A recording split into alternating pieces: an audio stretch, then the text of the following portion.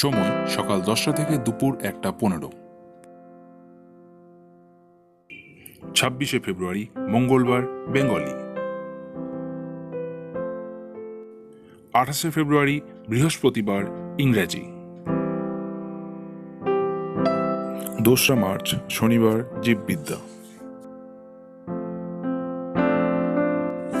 5ই March মঙ্গলবার গণিত। 6ই March বৃহস্পতিবার কম্পিউটার সায়েন্স অথবা মডার্ন কম্পিউটার অ্যাপ্লিকেশন। 9ই মার্চ শনিবার পদার্থবিদ্যা। 11ই মার্চ সোমবার রসায়ন। 13ই মার্চ বুধবার স্ট্যাটিস্টিক্স।